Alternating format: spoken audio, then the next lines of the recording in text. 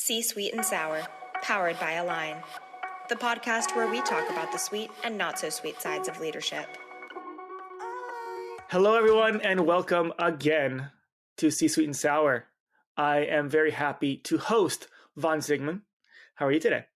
I'm fantastic. Thank you. How about you, Mr. Phillip? I am very good. Thank you very much. A little under the weather, but I think I'll be fine. I'll push through it. I've been through worse. I will start off with your bio, and then we'll just get right into it. Sounds like a plan. Alrighty. Von Sigmund is the co-founder of Results-Driven Leadership, a leadership development expert and a podcaster for the podcast called The Business Mechanic. His expertise comes from years spent on the front lines and in leadership roles. As a former executive at CarMax, one of Fortune's 100 best places to work, Von sets out with an ambitious mission to improve executives' and managers' ability to influence their organizations through better knowledge, skill set, and capability. Von is a true leader in the field of leadership development. His motto is, no matter what business you're in, you're always dealing with people. I love that quote. You're welcome. You can steal it if you want. I will. I might. I just might. So Vanya, I just want to kick off right away. One thing that I've always touched on in my experience whenever I talk to people is 90% of businesses just fail. I was wondering why you believe that is one of the reasons, and how can we I love that question, and absolutely true. Most businesses fail to make it past 3 years, right? Yeah. And so I haven't had any of my clients fail, knock wood, but I've seen lots of businesses fail. We all have. And if you dissect that, you reimagine, re-engineer from the beginning to where they failed. All of them had a great idea, but it comes down to, like Marcus Lemonis has said a million times, people, product, process. And you can have a great process and a great product, but if you don't have the great people, you're going to fail. You're going to struggle. You can have great people, you can have a great product, but if you don't have a great process to deliver it, you're going to fail. It's putting those three things together that creates the success of an organization. But very often, business owners don't know what they don't know. And they go into it with dreams and ideas and opinions, maybe bad advice from their cousin Eddie. We all have a cousin Eddie, don't we? We all have this cousin Eddie. Yep. Oh, cousin Eddie, he's a villain, thinks he's really smart, but may not be.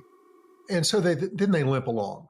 They limp along, and then they start making bad decisions. They start grasping at things. They start spending too much time looking at the bottom line, which is, I'm not telling anybody that don't look at the bottom line, but they start making desperate decisions based on the bottom line, and those aren't always the best decisions. And so companies like Scaling Up, coaches like myself, if a business owner really wants to be successful, they need to surround themselves, at least have the resources of someone who has been there and done that and has the bruises and will be willing to share with you what not to do as much as what to do. That's one of the beauties of working with big groups like Scaling Up, and certainly with my organization, Results-Driven Leadership, is we're all executives. We've all had our failures, and we'll keep you from your mistakes so you don't have to experience them. We'll save you that stupid tax, if you will, of making those mistakes, and give you a more direct blueprint from step 1, step 2, step 3 to put those 3 key elements together: people, product, process. But, and I'm going to get this last little piece in, where I see the most common failure is in the people side.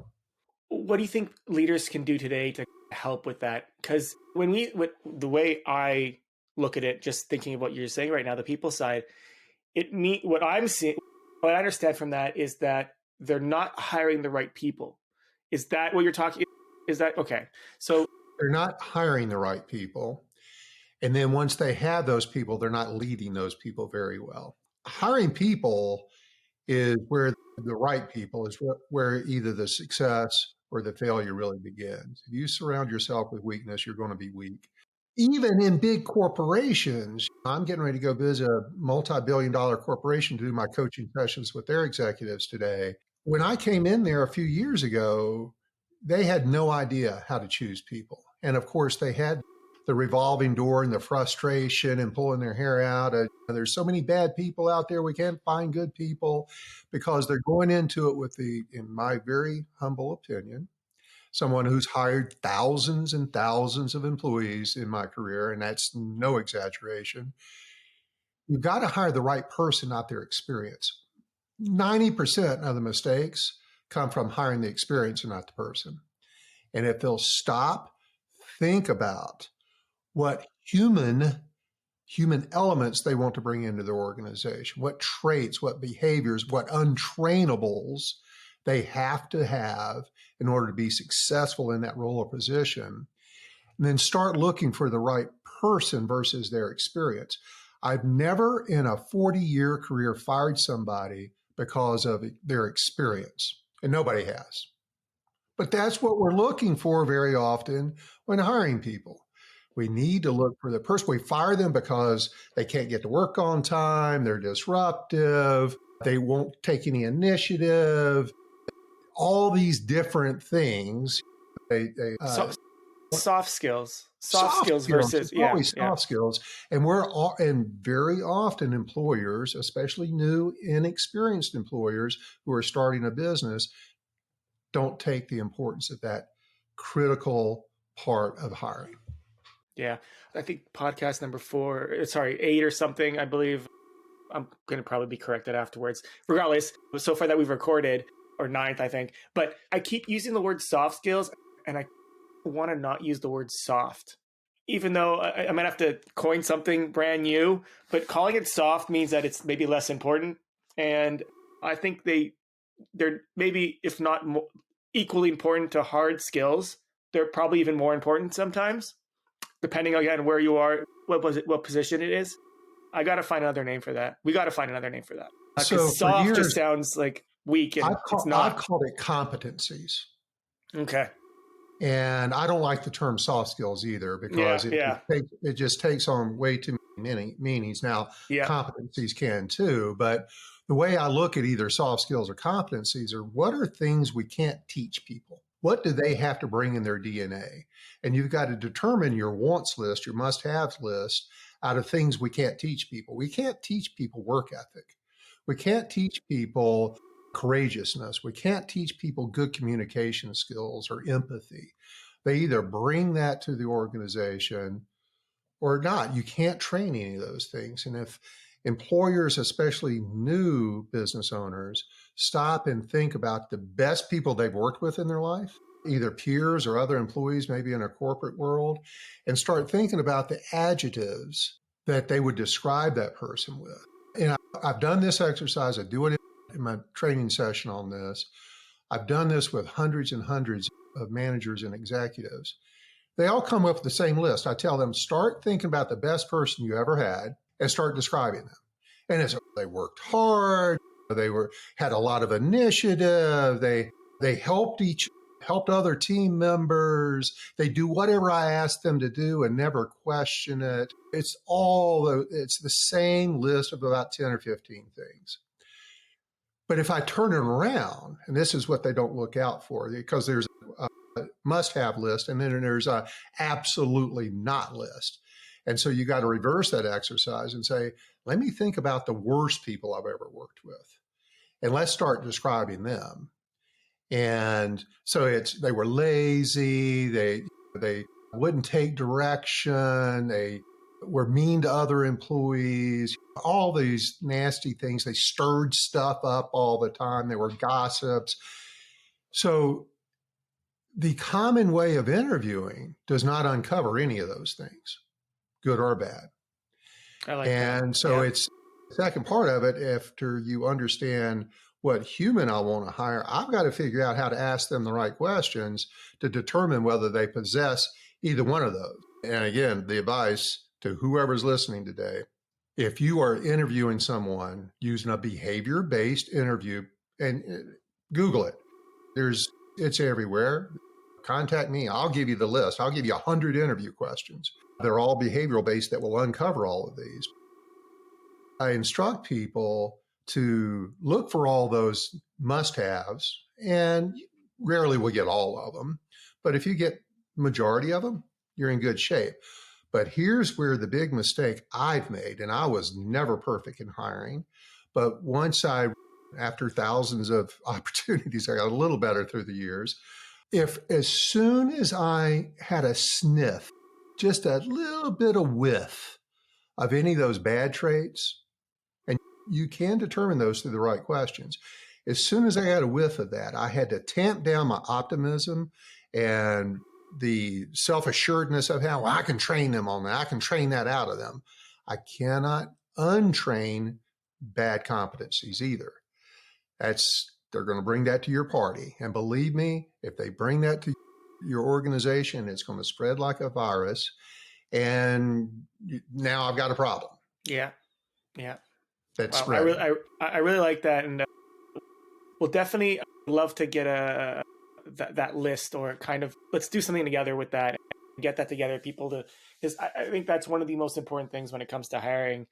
And when I do my hiring, if it's not somebody that I know personally, because I worked with them in the past, and somebody brand new, I personally try to make it not a traditional interview. It's very much conversational, not necessarily intuitively, but I touch on those things without realizing it. But I think now, you saying this out loud, what I will try to do is be more purposeful when it comes to the behavioral side of things, rather than not. I love that. Thank you so much. Let's jump on and move to the next thing that I would love to talk about. Actually, it was your latest podcast about improving focus among a team. Now, this is the latest one that I saw based on the timing right now. This is probably good. There are probably going to be a few more podcasts when this gets released, but I would love to talk a little bit about that. Yeah, it's such a common challenge in businesses today, and that it's been this way for a long time, but it's getting more and more of a challenge with more and more tools coming into the workplace for communication. And there's so many people have so many access points to distractions during the course of the day. In that podcast, I laid out 7 tips. And one of the ones that most people resonate the most with is creating focused time, a portion of a day or multiple days during the week. That is my GSD time, my get stuff done time. And we just make it a different S word. There's other words. We use a different S word, but okay. Keep going. A lot of people use a different S word, but I'm trying to be clean here. Between 9 and 10 o'clock on Tuesdays and Wednesdays, I'm not going to answer the phone. I'm not going to respond to email. Don't come in my office or my cubicle, because that's my GSD time. Block times during the day for the organization that there can be no meeting schedule. Let's just have those rules. Choose the appropriate communication tool and set the protocols for which communication, for which situation. So when do you Slack me? And how soon should you expect a response? When should you email me? And how soon should you expect a response? When should you just get up and come talk to me? I see the bad habit all the time of people 2 offices away are slacking each other. And the challenge comes up is you cannot get the emotional nuances of what you're writing into that. It's very often misunderstood. We spend 30 minutes trying to go back and forth and explain something where in 10 seconds you could have walked next door and talked to them about it. Or people are getting torqued off with each other because you're being rude or you're being insensitive about something. Why are you blaming me for that? And people are taking things personally that weren't meant personally, so that it creates this emotional disruption during the course of a day that is completely unnecessary. And the last one I think is really important. I see this. We got to put bumpers up, right? We got to keep barriers away from certain portions of our day. And we have to have the ability, be given the right and respect to say no. Bosses are notorious. I was one of them, maybe, for giving my best people more and more duties, responsibilities, projects, things to do, because I knew they were going to get it done. And guess what? They already had their own projects. I'm piling more on. Maybe other people are piling projects on there. The boss never knows how they don't have a view of how full that plate is. And this person that gets everything done very often has an inability to say no because they're a people pleaser. They're career oriented. They don't want to say no to people. They want to be that gives them a dopamine hit to be that go-to person, solve problems, and get things done for people. But it comes at a huge personal cost because they get frustrated, they get stressed out, they get overwhelmed. They end up talking to their coach in tears because I just can't get everything done. And I've had many of those conversations. So it's the ability and the right within a culture of an organization to be able to say no, especially to the boss. Yeah, 100%. The Slack thing, I have a kind of workaround because most teams are remote right now. It's so Slack, or if you have Zoom or any kind of whatever, Google Meets or whatever you have as your video thing, instead of using Slack, just pop in and say, hey, listen, can I have a two different discussion? Even the phone. Like I personally prefer video, just so you can see the person's face and nuances, their emotions. But I even to sometimes, this happened the other day with Julia actually, and she's, hey, can it was about editing something or something she wanted to talk about, and she didn't want to type it out. I completely understand you don't want to type it out. Send me a voice message. You can like record and just say what the issue is, and then boom, it was done, right? Because she wasn't at the computer or she was on her way somewhere or something like that. I don't remember exactly what it was, but I agree. We need to understand how to communicate with each other better. And one of those things is understanding how you work best and putting those boundaries. Tim Ferriss, Tim Ferriss, right? If somebody doesn't know who that is, please Google him if you don't know who Tim Ferriss is. He has a book called, what came out, I don't know, like 15 years ago, maybe I'm exaggerating, maybe 10 years ago, about the 4-hour work week. And I don't personally think I'll ever be able to do that because I'm not at that level of efficiency. I don't think I ever will be. But one of the things he does mention in the book is explaining to people right off the bat when they can communicate with him and understand, put those expectations. I will not answer you until those times. So for example, if anybody wanted to send me an email, they would only send it at 12 o'clock. And they knew between 12 and 2 or 12 and 1, whatever, because it's only an hour a day for 4 days. Crazy. But only in that hour is he answering people. And if he doesn't within that hour, he's pushing it over to the next thing. So it's interesting that you put that out there. I want people to understand, whoever's listening, it's not a bad thing that you're creating those boundaries because you're creating those expectations to make them understand, listen, I'm not doing this because I hate you, because I don't want to listen to you. I'm doing this because I need to do things as well. I need to get shit done. That's what we say. I need to get shit done in this DSG moment. And that's the only reason why I'm not going to be talking to you for the next 3-4 hours. So that's something that even as leaders, because we're supposed to be leaders are supposed to be the ones that solve the problems, and they need to be available always. But sometimes leaders need their own time to do that stuff, right? So yeah, expectations, love it. So one of the things I struggle with, and I've been doing this for a while, at least I've been doing actual business and not a bartender or managing bars for about, I've been not doing that for about 12 years, in leadership for about 7, 8. And one of the things I change sometimes, and whenever I have an interview question about what kind of style of leadership you have, I always say there isn't one specific type. It depends on the people that I'm speaking with and how I do that. But again, thinking about what you mentioned before, there's some competencies that just don't change as a person. I try to do better. I try to do things. And I think one of the things that I try to do is try to better myself as a person.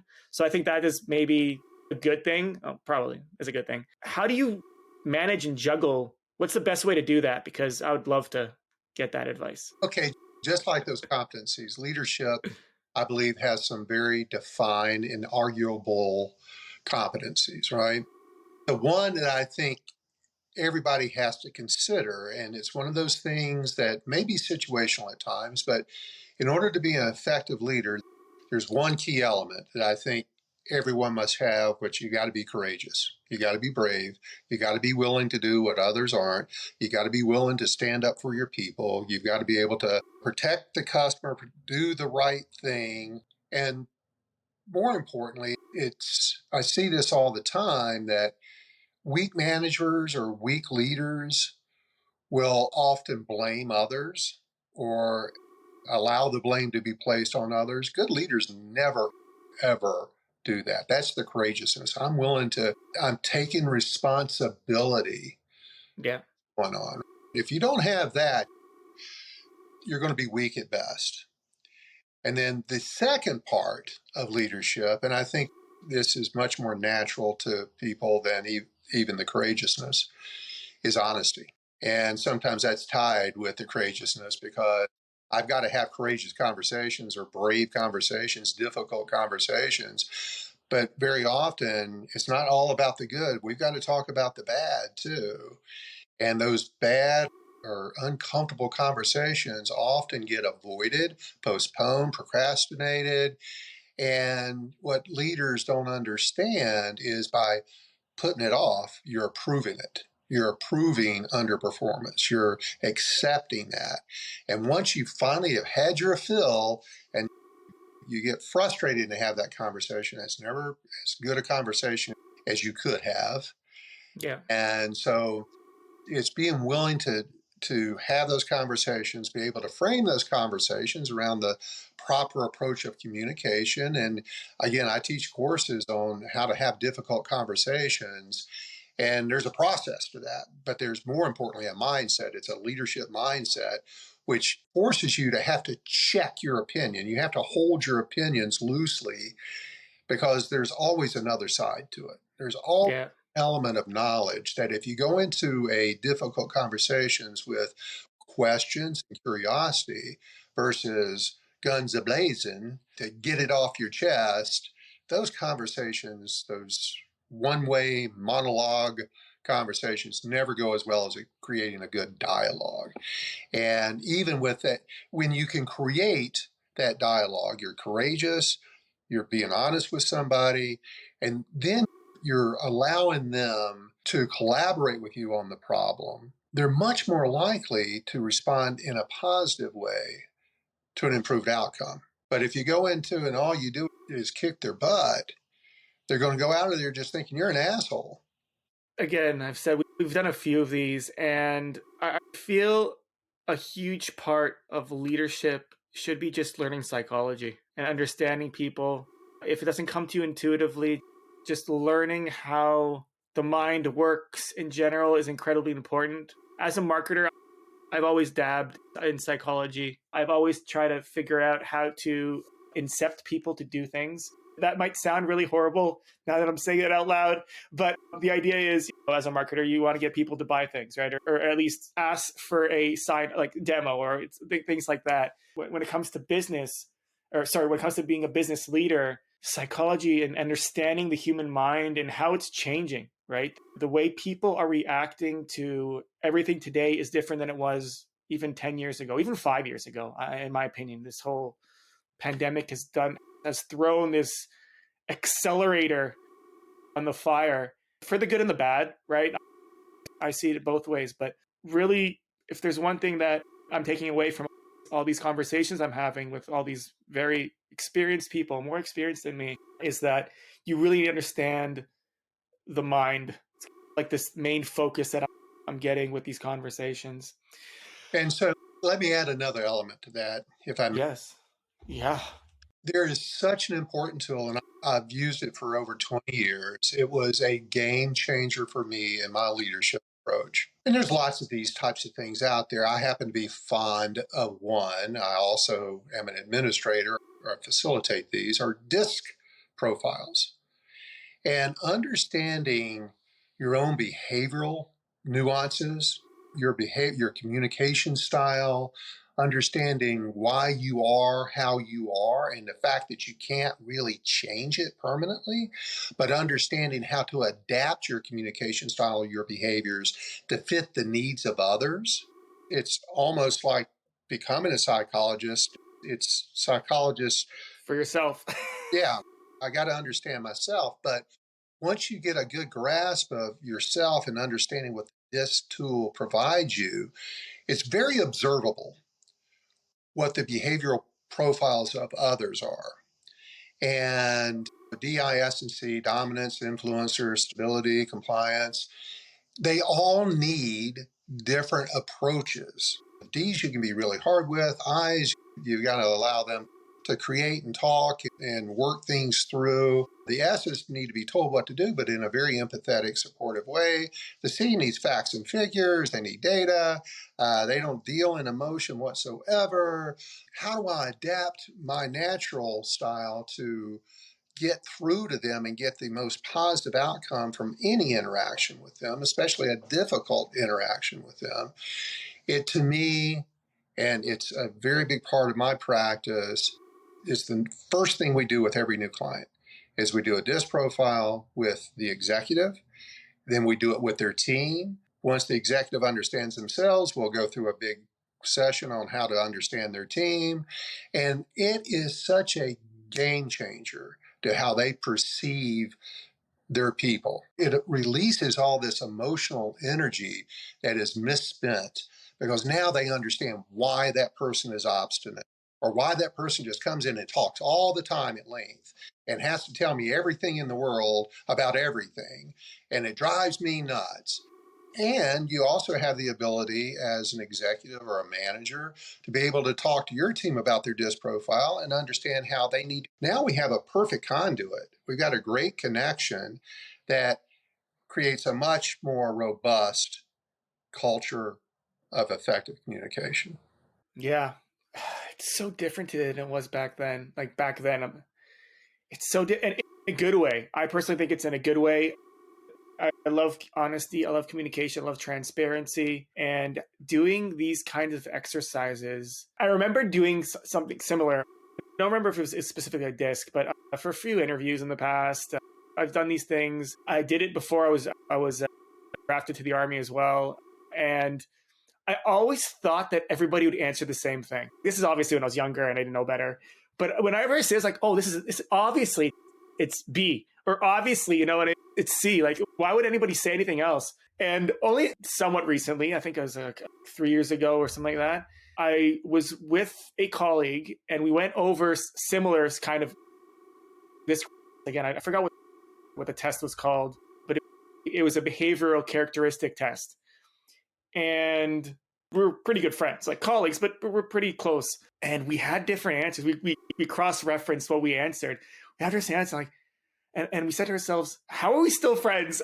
The interesting about that thing was, even though we had different answers for certain things, there was one thing that was in common. We were both open-minded. There was an open-mindedness and the willingness to listen. And that, I think, is something that regardless of where you are on being more calculated, being more emotional, being more talkative, or whatever the scale is, one thing that I believe shouldn't be overlooked is that openness and ability to listen, regardless of who you are as a person. Maybe I like talking, right? But I like to listen as well, even though it might not sound like that sometimes. I got to ask my team.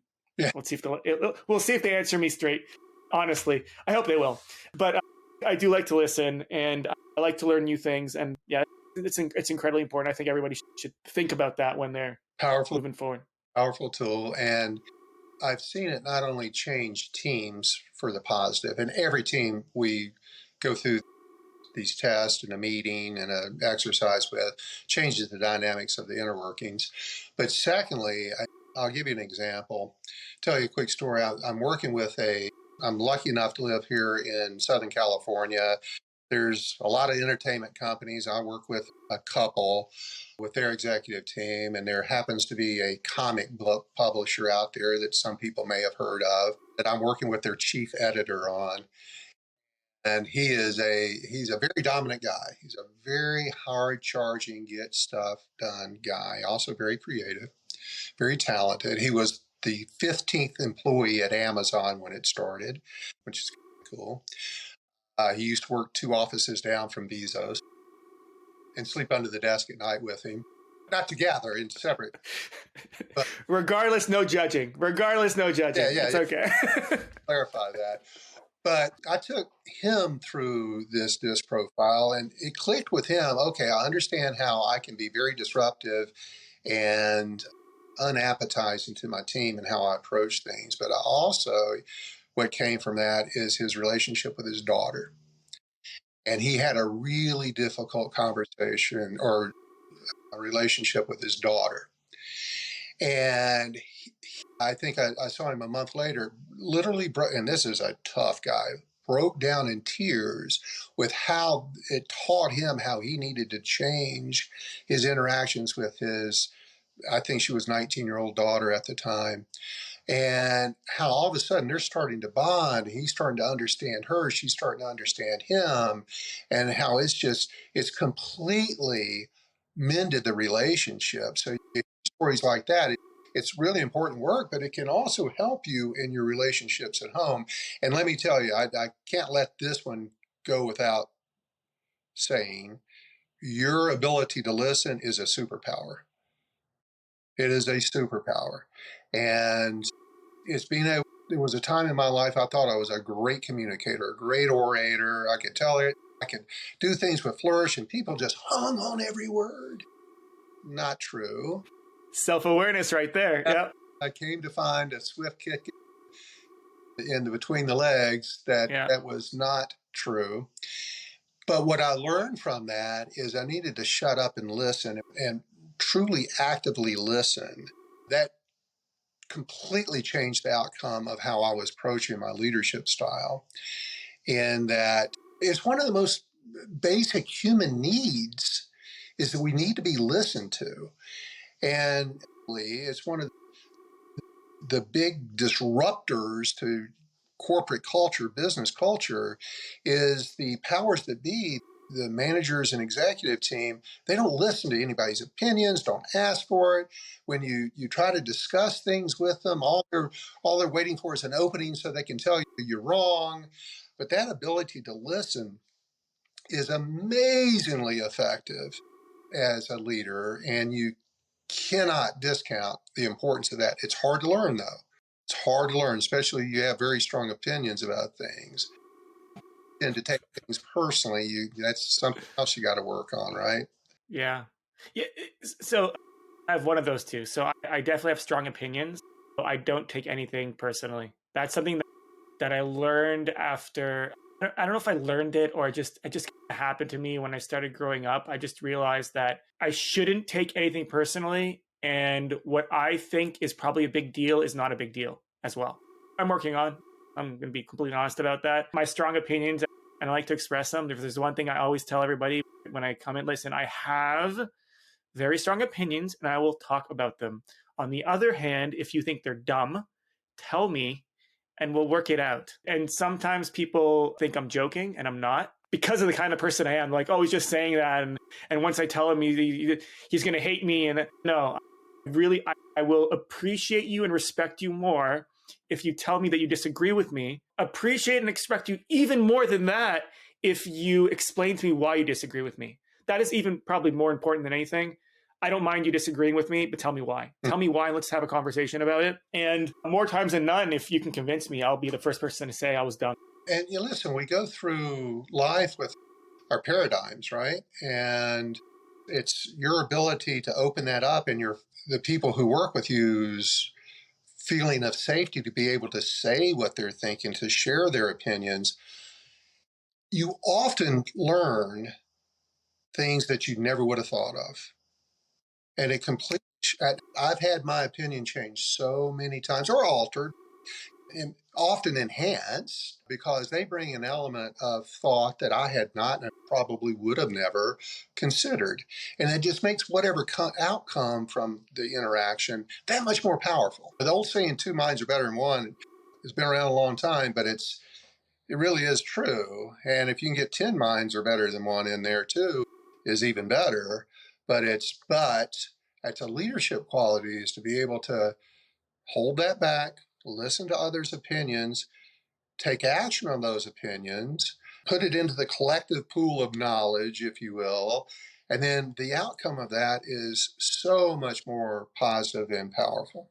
Yeah, I like the 10 minds are better than one, but there's also another cliche, too many cooks in the kitchen, too many chefs in the kitchen. That is also something that you have to learn how to balance. There should be a place to keep a legitimate open door policy, not just saying that, obviously, but also understand that there's some things you have to take responsibility for and only one person can.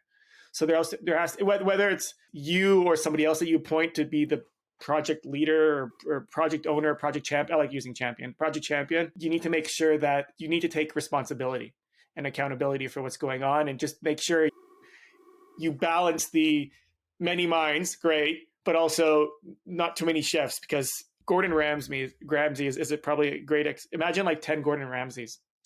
Yeah, great point. And the major point that I'm taking away from what you just said is once we get all the information we need, all the opinions go into the soup, there's one person going to make the decision, be responsible for it, and that's me.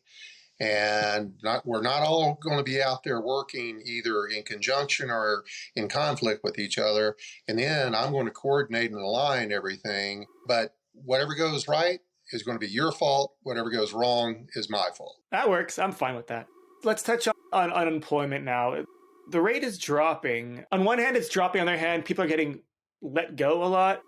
There's been a lot of layoffs lately. Just the other day, there was a ton. HubSpot fired like 500 or something people, and there's this whole thing with what's happening right now. Again, this is a stat that I'm trying to figure out if it makes sense. The unemployment rate is dropping, although there's a lot of people getting fired. What's going on? What's going on here? What's happening?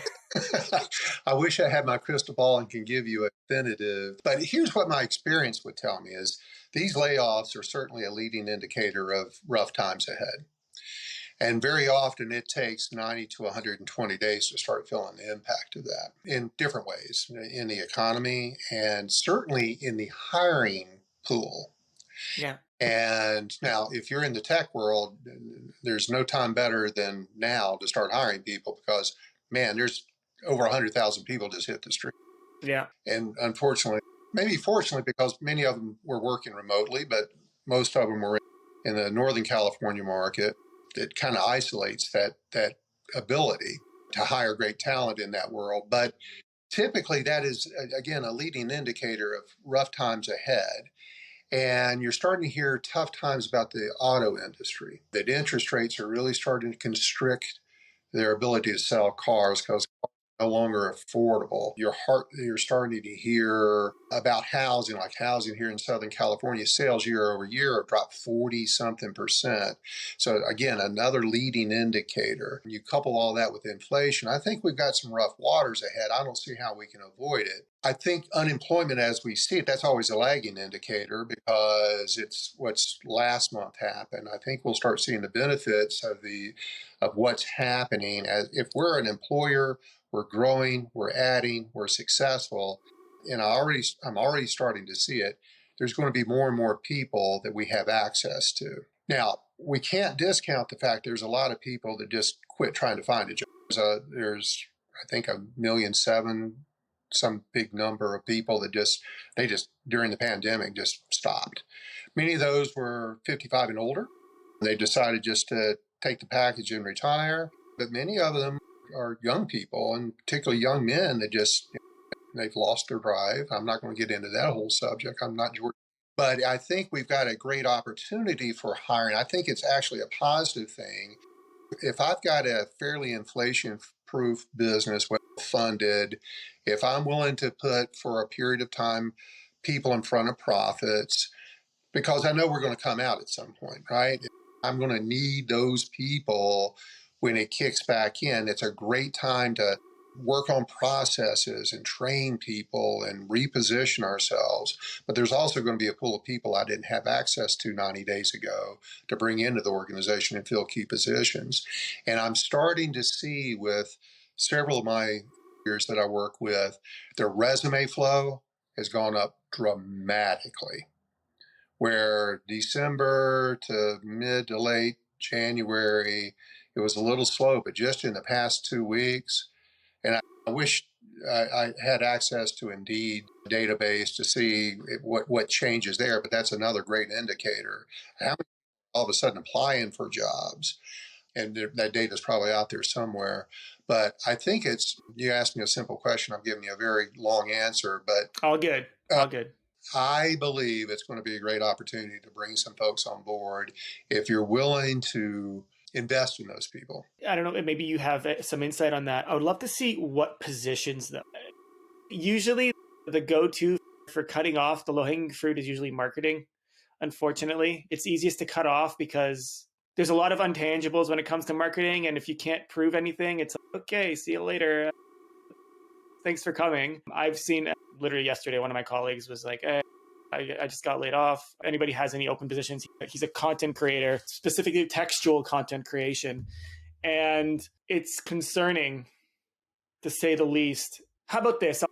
I'll ask this a little bit differently. Is there, besides marketing, which is the easy out, what do you think would be, for companies that are struggling at the moment for whatever reason? It's mostly because, from what I've seen, it's mostly because of like overhiring to begin with. Let's just say they're in a situation where their business is struggling, they didn't overhire. Do you have any advice for those people, those leaders? Sure. So it comes down to having a long-term goal. We all know that downturns are temporary. And sometimes for survival, you have to make cutbacks, right? And payroll is generally one of the, if not the biggest expenditure for most organizations. So it's a big fat bogey on the P&L sheet that, man, if I can hit that payroll number by 10% or 15%, oh, I'm great. My advice is always sales fixes everything. And almost every one of these downturns, if we follow the sheep, if we're followers, if we run, if we sell, if we bail, it's not a very smart move very often. That is the best time because your competitors are probably going to be sheep. Go be a lion because sales fixes everything. This is a great time to invest in marketing because your competitors are cutting back on marketing. I'll take that. Really is true. This is a great time to let's look at how our customer base, how can we get more out of their open to buy?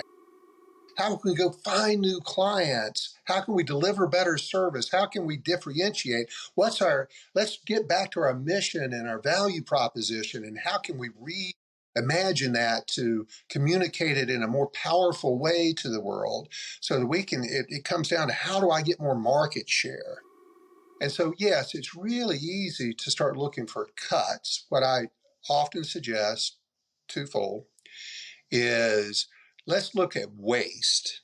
And very often I can go through a company's P&L and start questioning line items, and I can come up with almost as much money as they're wasting in other things. And they can save in payroll. It may be $1,000 here, $15,000 there, $20,000 there. It's a bunch of small amounts, but it adds up. And is this a must-have or a nice-to-have? Let's figure that part of the business out. And then secondly, don't be a sheep. Don't follow the path that your competitors are going to end up with their same fate. Look for ways to grow during downtimes. That's like Warren Buffett says, that's the time to buy. You need to take that same methodology mindset is this is a great time to go stomp on the competition and get better. I'm hearing this. The advice that most people say is very similar to what you're saying right now. The issue is I mostly don't see them executing that way. It's like they're always trying to find the easiest way out, and it's usually payroll. One of the things that we're looking into as well in the business is finding subscriptions that are not worth the time. Again, for right now, those are small numbers, but if you think about maybe it's like $300 a month, but if you think about it, it's $3.5 a year. And looking at that usually helps lessen the impact and worry as much. And yes, waste is a good way to look at it. If there's one thing that you feel you would want somebody to take out that we haven't said yet out of this podcast, action item or something that they can keep close to their heart, what would that be to leaders of today? I think that every leader can look in the mirror and ask themselves for an honest answer of, am I really being courageous for my people? Am I really protecting my people? Do I create a safe, stable environment for the people who work for me? I'm only going to be as successful as they make me. Managers run businesses, right? Leaders lead people. It's balancing the two, right? You have management responsibilities, but those management responsibilities become infinitely easier and more successful if you work on your leadership skills. And you've got to understand, you got to take an inventory of where you stand as a leader.